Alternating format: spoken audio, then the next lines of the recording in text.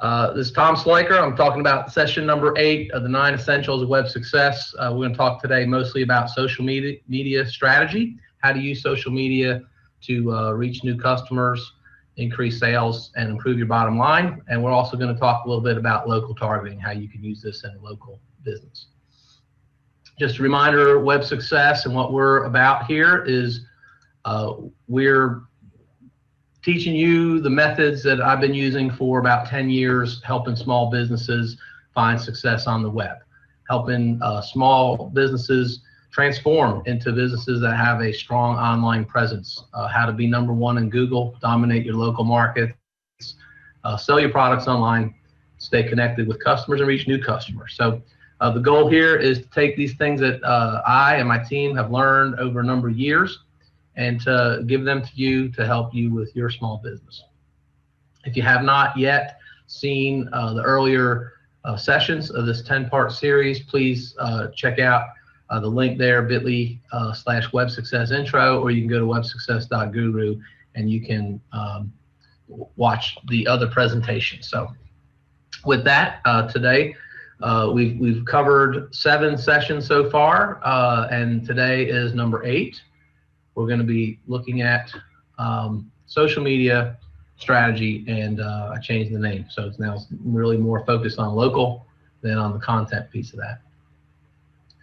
So we've shown this before, but a survey last year that was asking people involved in marketing where they were going to spend their money going forward. Where would they increase? Where would they decrease? As you might not be surprised, email marketing, social media, online display ads, and mobile all increasing by more than 50%. Budget-wise, or more than 50% were increasing their budget is a better way to say that. And you can see where the drops are is going to be things like print, direct mail, things that cost a lot of money to do. So we're going to talk about where this money is going and talk a little bit about how you can use social media in particular to effectively reach new customers and increase your sales. This is a kind of review of the Web Success overview. You can see these items in the blue, and the ones in the red are what we call the 9 Essentials of Web Success, and we've been spending 1 week going each week focusing on a different one of these. Okay. So I want to, today we'll focus primarily on social and local.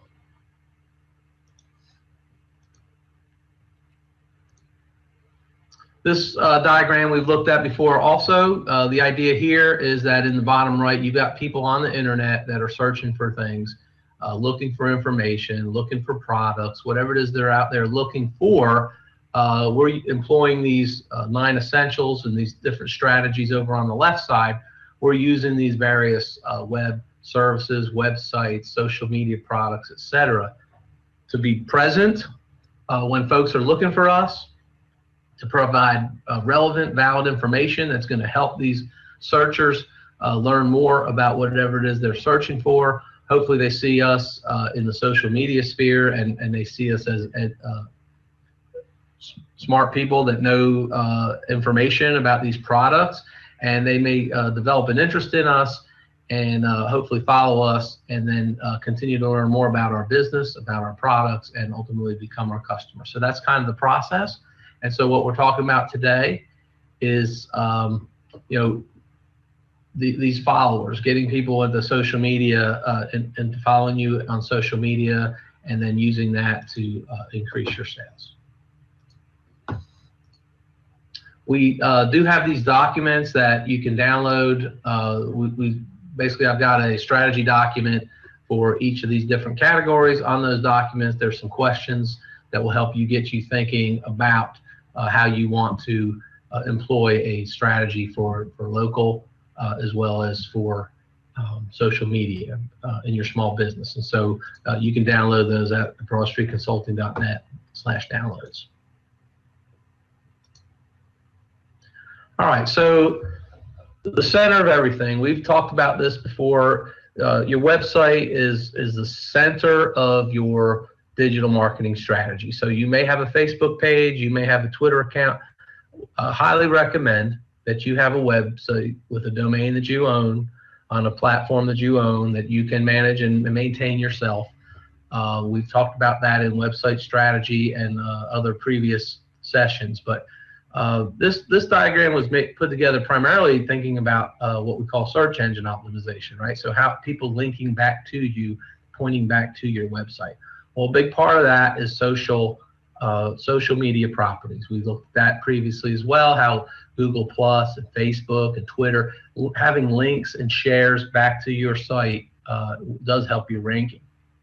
So we're thinking of all this in terms of, in context of, you have a website that's your home base. And once people find your website, hopefully you'll direct them also to your social media properties. But I don't ever suggest having social media property as a substitution for your very own website. So this diagram we've looked at as well, but what you can see is a steady stream of television. This is where is advertising being spent over time from 1980 to present. And you can see TV has a pretty steady climb, not much flattening there.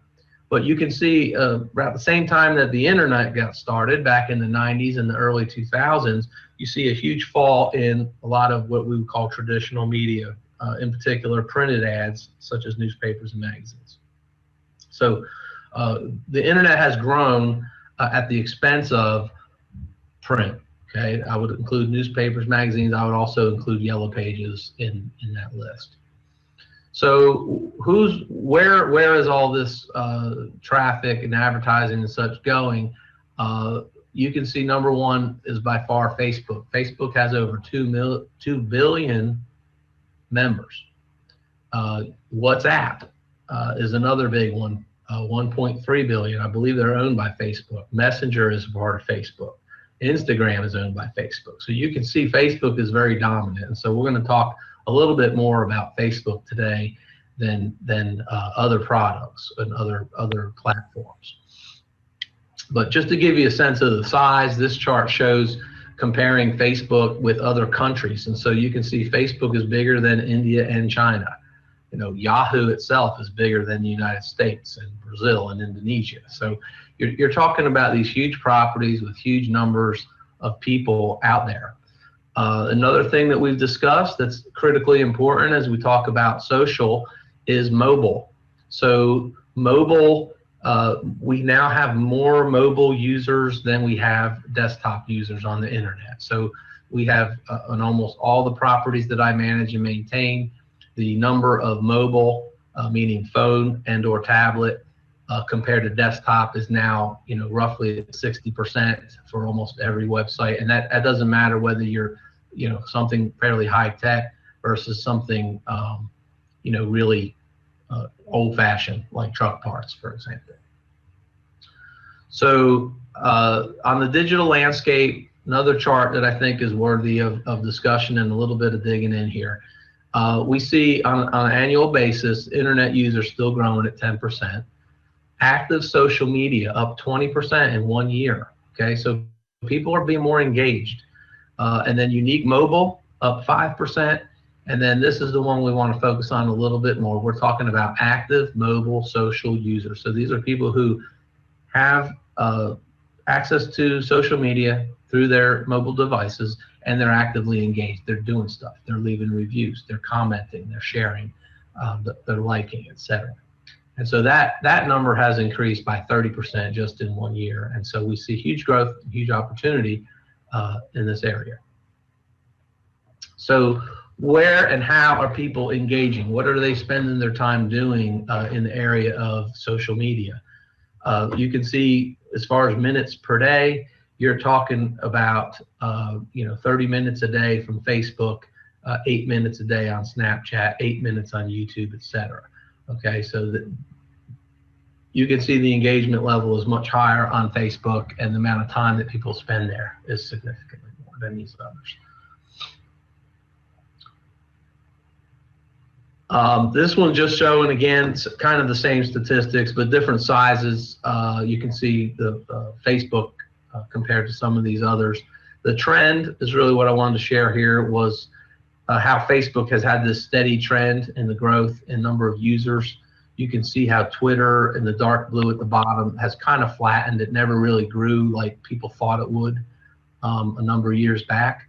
But then you still see quite a nice growth curve there for WhatsApp and Instagram, WeChat as examples. We talked about this thing too, long tail. So the long tail, the idea of the long tail is that our culture is shifting away from this mass market, okay? So think of it this way, we now have billions of people that we can access through our Facebook page, but we don't really want to talk to all 2 billion of them, right? There's just a very small group of people that are precisely the people that we want to reach. And so the idea here is that used to be we had mass market and mass media where we had 3 or 4 TV stations and they broadcast these ads to everyone, and so everyone knew those ads, everyone knew those products. Whereas now we have many more channels. We have hundreds of channels on your cable. We have thousands of channels on your YouTube, and so now we're getting into a much more targeted environment where it's much more efficient for us to spend our ad money not on a billion people hoping that it reaches a few of them that we want, but we can just focus on the 1,000 or 10,000 or 20,000 customers that we want to try to get in front of. And so that's where the long tail comes in. We want to be as niche as possible. We want to be as finite and as discrete in such a narrow area that we can dominate in that area. And this idea of blogging is important. We talk about content, we talk about content marketing, but the idea is that for people to share information, they need to have something that they want to share. They have to have information that's valuable, useful to them. And so that's where we strongly advocate blogging. It's one of the best places to be found on the internet, best ways to be found on the internet, by continuing to comment and talk about the products and services that you deliver, as well as the industry that you're in. And over time, you begin to be found. And so the idea here is that through social media you can put a blog out, but if nobody reads it, what good is it? But if you have 100 followers and they tell 100 friends, now you can get into the realm of thousands of viewers very quickly. And so it kind of reminds me when I was young, the TV commercial was the Fabergé Organics, right? Heather Locklear, and she told 2 friends, and she told 2 friends, and it just kind of shows how just spreading the word of mouth, we can go from 1 person to 2 to 4 to 8, etc. And so it's the same idea with social media and how that could be used to help to spread information that you are sharing, relevant content that's useful and valuable to people.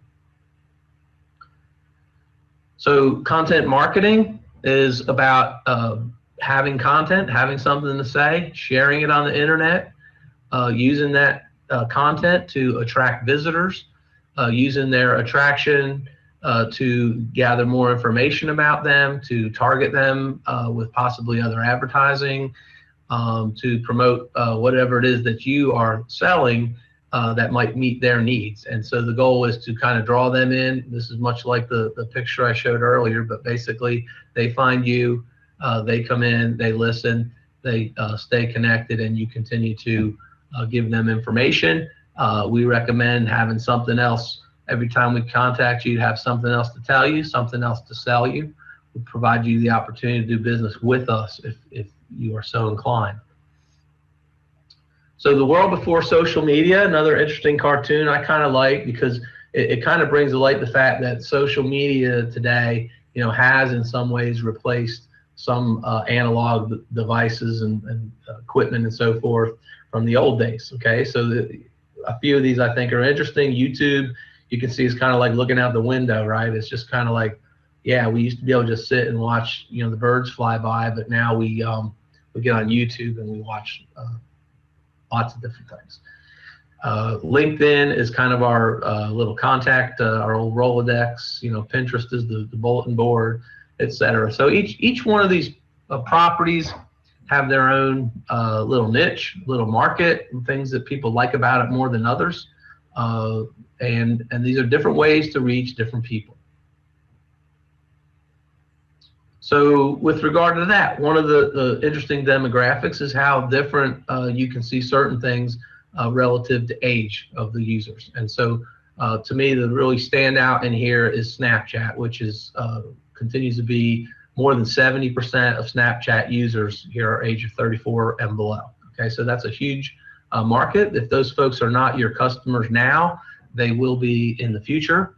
And so how are you going to reach people who are on Snapchat? You know, many businesses have learned how to reach people on Facebook, maybe even reach a few on Twitter or LinkedIn, but how are you going to reach folks on Snapchat? And so I just try to encourage small businesses to be aware of the changes going on and to continue to try to be where your customers and prospects are.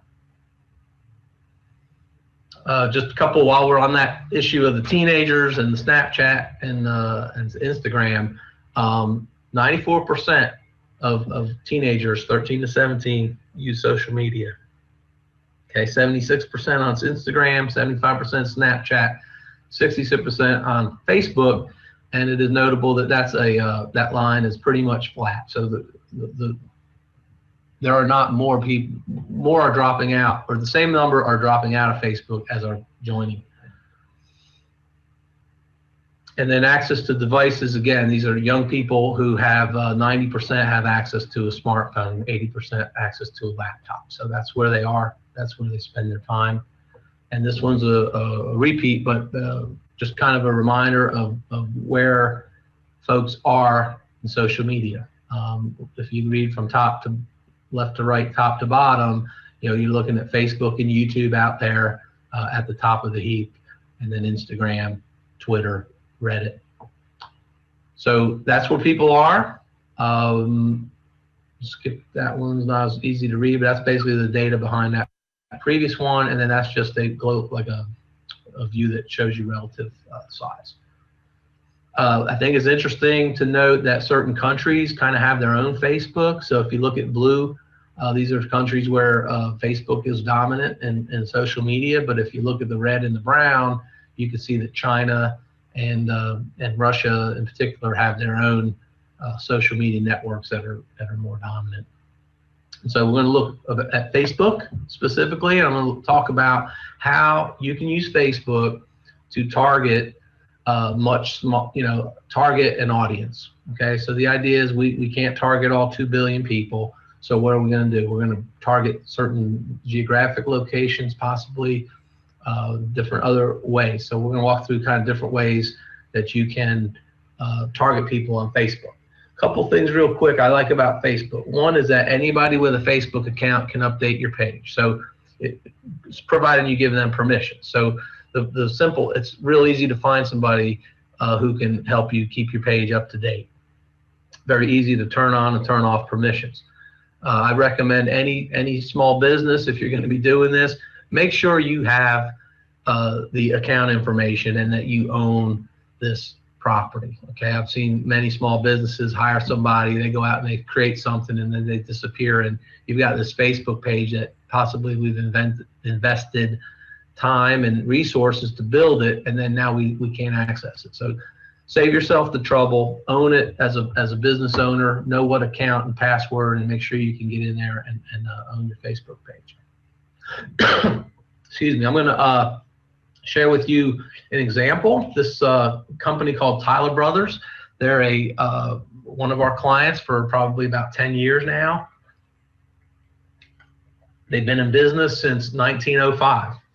So they have learned to adapt. They made it through the Great Depression. They made it through, the 80s. They made it through the 90s. They made it through 2017, and they're going strong. And one of the reasons they're going strong is they've made a significant investment in building out their social media platform, in particular Facebook. This is a company with in a town of less than 1,000 people with one traffic light, and they have over 11,000 Facebook followers. They share relevant information that people like, that people share. They share information. They know their audience, so they know these are hunters and fishermen. These are people who work outdoors, and so they are able to target these folks and promote relevant information. There's a quick view of the website. You can see it's a pretty basic website. It's e-commerce. We do sell quite a bit of clothing online, as well as the boots and shoes. We don't sell guns online, but we and there's a lot of other products that we sell in store that are not available to sell online. You're not allowed to sell them online, but we still list them. In addition to the website, we've got a Facebook page that is very strong. Like I said, over almost 12,000 people. We try to keep it up to date with fresh information, at least seasonally. So we're in the summer now, so we're promoting shorts and short sleeve shirts. Springtime, it's about getting your lawnmowers tuned up. It's about buying new equipment for your yard and so forth like that. So we do keep that up to date.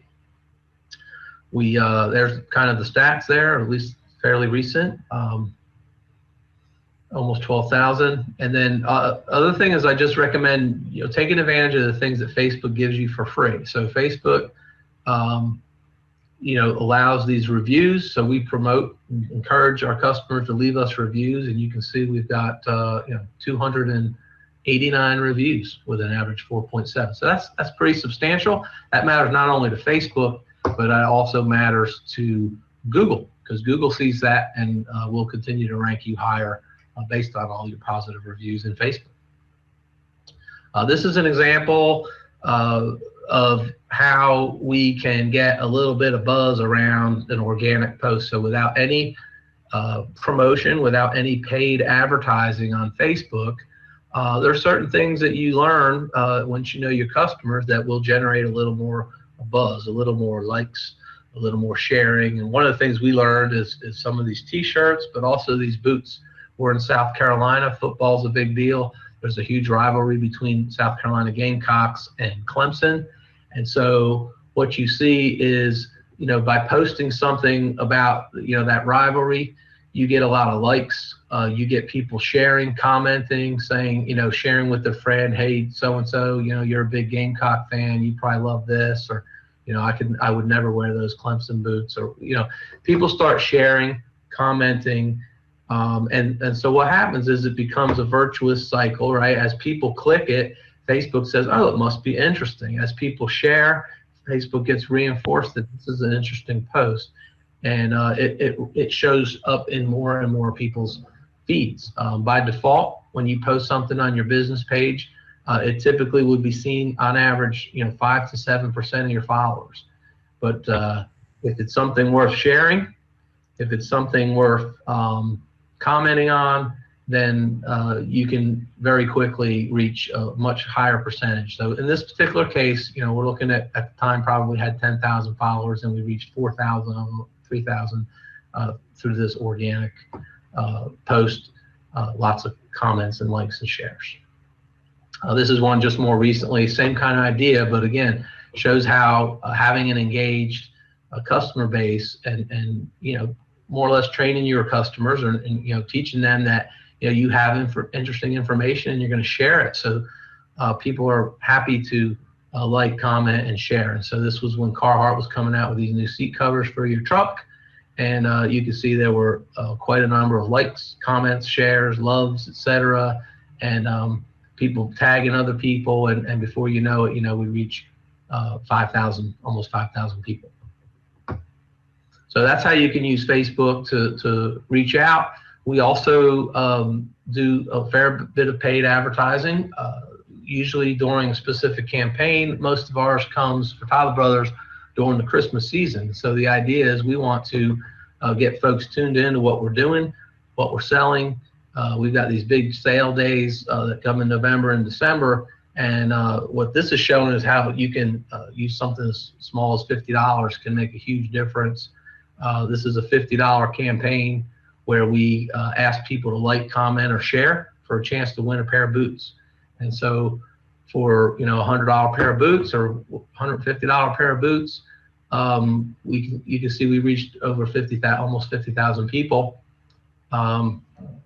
and we had so many reactions, 2,900 people either, you know, like, comment, shared, and then we had other people clicking, going and checking it out, checking out the website. So lots of activity, and again, activity breeds more activity. When Facebook sees a promo going like this and seeing that people are engaged and interested and sharing, it will, you know, continue to fuel that fire. And so this is just one way you can really smartly spend some money on Facebook, using Facebook ads. This is just another one very similar, but again, you can see, you know, for $50 reaching almost 60,000 people. And you know, the bottom line for all this is sales. And so we have had success growing the sales over year to year. And you know, a big part of it is bringing people in the store. A big part of it is getting people on our email list, keeping people informed. Okay, so real briefly, I'm just going to talk about a few different ways you can do targeting within Facebook. So again, I'm trying to think from the perspective of there's billions of people out there, but how do I get just to the people that I want? One of the things we like to do is, once you have a good base of followers, is you want to target your followers very often.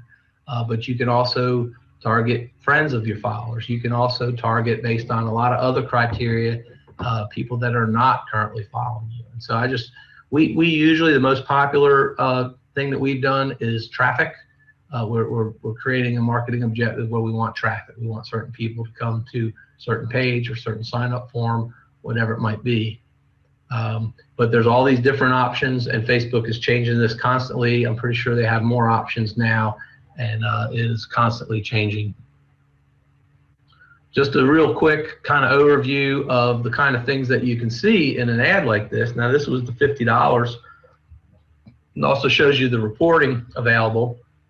So for this $50, you can see we ran this for about a week, and on a day-to-day basis, you know, we had a number of engagements, which started up high and kind of petered out over the 7-day period. But what you can see is this cost per result, in this case, engagement. So you're looking at 4 cents per engagement. So, you know, $50 getting 1,100 people to engage with your post, I think, is a really good deal. And so that's the kind of thing you can find. Everybody may not get these results. Some of this comes with a lot of time and testing, but it's an example of how you can target people and the kind of results you can get. Geographic is a really popular way to target. In our case, in this case of this example, we were trying to get people in the store. So we were primarily going local, so within about an hour or so of our place. The other thing you can do is target by things like income. So what is a person's income? You might want to target certain people for certain products and certain campaigns. The demographic information available from Facebook is pretty amazing, and Facebook knows a lot about its users, and it will use that information as an asset to help you target your ads. Marital status, I think, is a fascinating one, because based on certain people's life events and things like that, you can trigger certain types of ads. So if somebody's getting married, for example, if they're engaged, that might be a time when you might want to promote your wedding photography business, for example.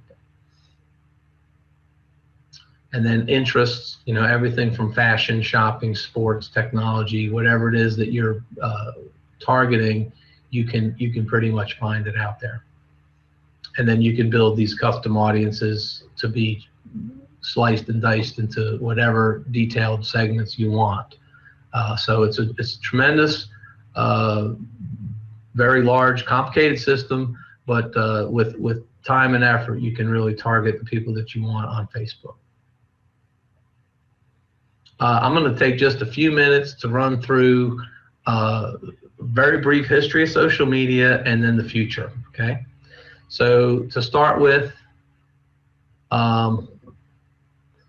the future, according to me, is video. It's live streaming. it's local, and it's immersive. And so I just want to briefly touch on a couple of these things. So history of social networking, right? So back to CompuServe, back before the internet, which I would say is in the mid-90s, early to mid-90s.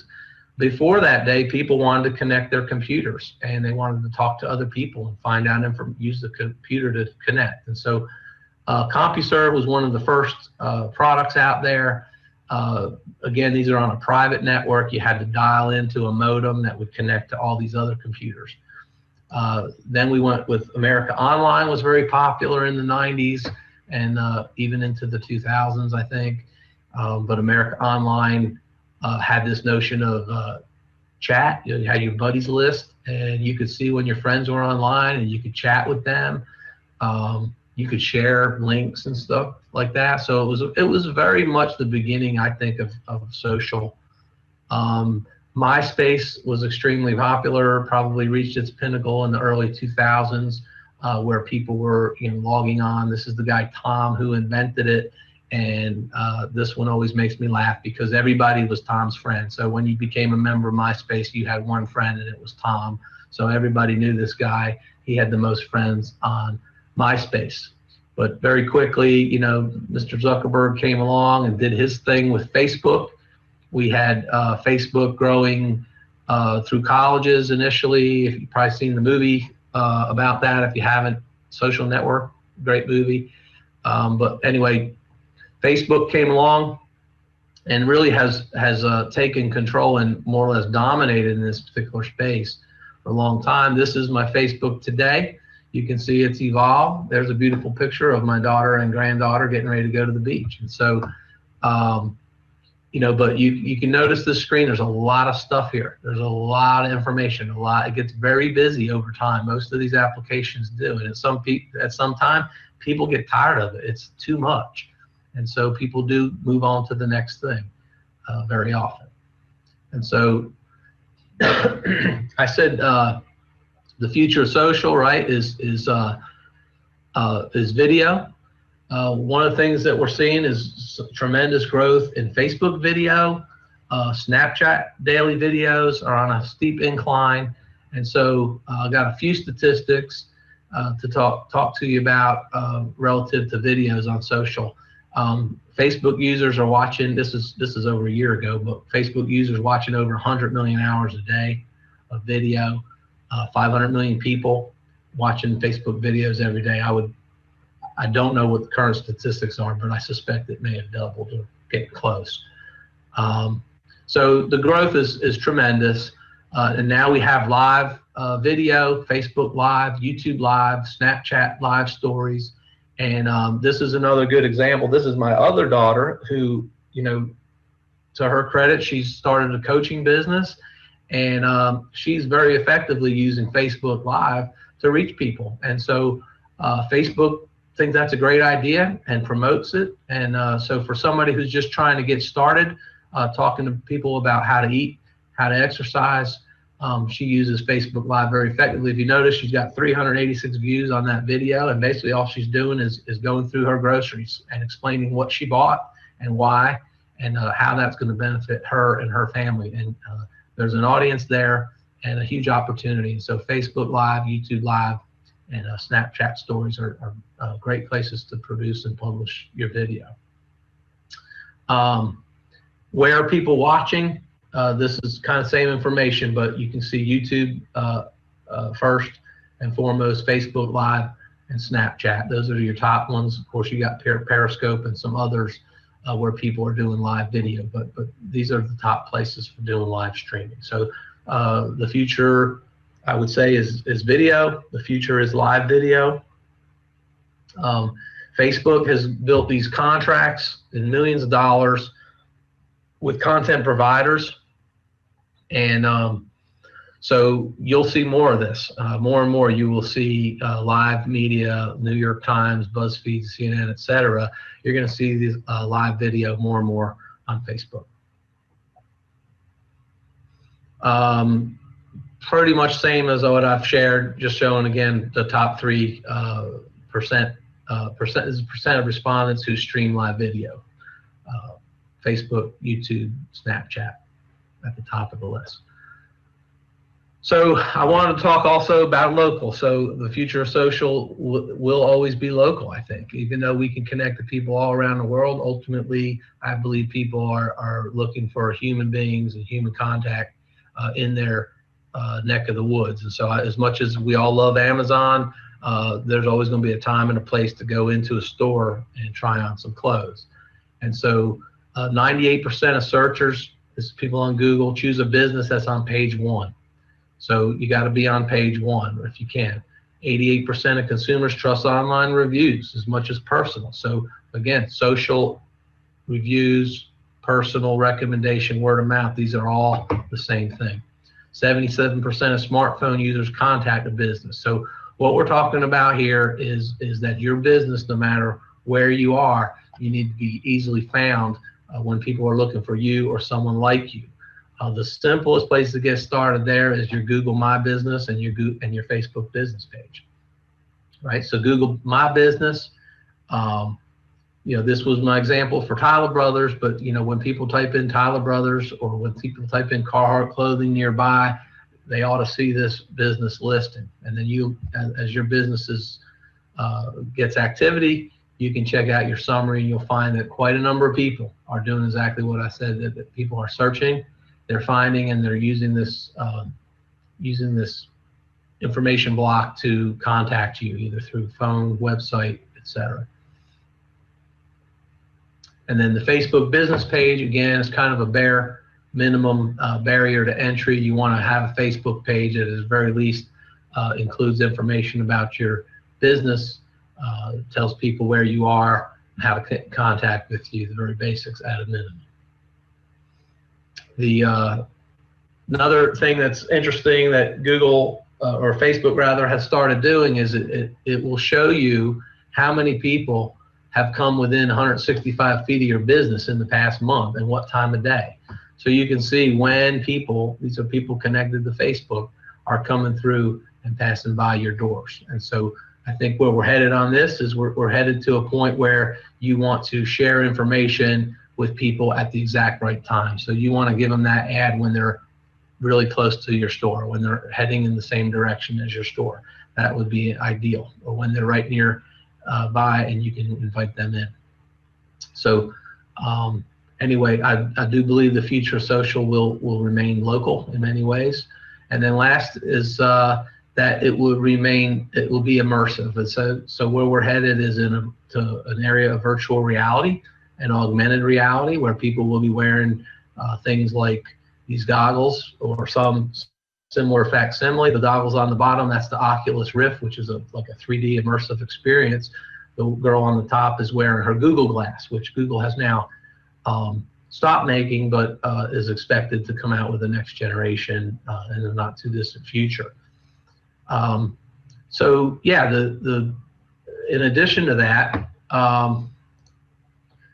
you've got Google Street View, which in this case, what I wanted to show you was just how, the future of this experience where you're in Google Street View and you can zoom around and see what the store looks like from the outside. But the next phase is you want to be able to click and go inside. Okay, so you can go inside and we've got these spherical images that are using Google technology that basically gives you a Google Street View from right there inside the store. And so it allows people to have an immersive in-store experience with your products, with your store. I'm going to just show you one other one. I like this one here. So this is, again, this is the largest Carhartt store in South Carolina in this small one red light town. And they are selling this product both directly in store and online every day. So that concludes our discussion of social media and local marketing strategies. And that is session number 8 of 10. With that, we're going to open it up for questions. We got 2 more weeks ahead of us. I hope you'll join us again for the next 2 webinar sessions. Thanks. We got one question. Do you Okay. recommend we hire someone to make professional videos, or are we better off using an iPhone and making something less professional but more personal? Okay, I think in this environment today, more quantity is better.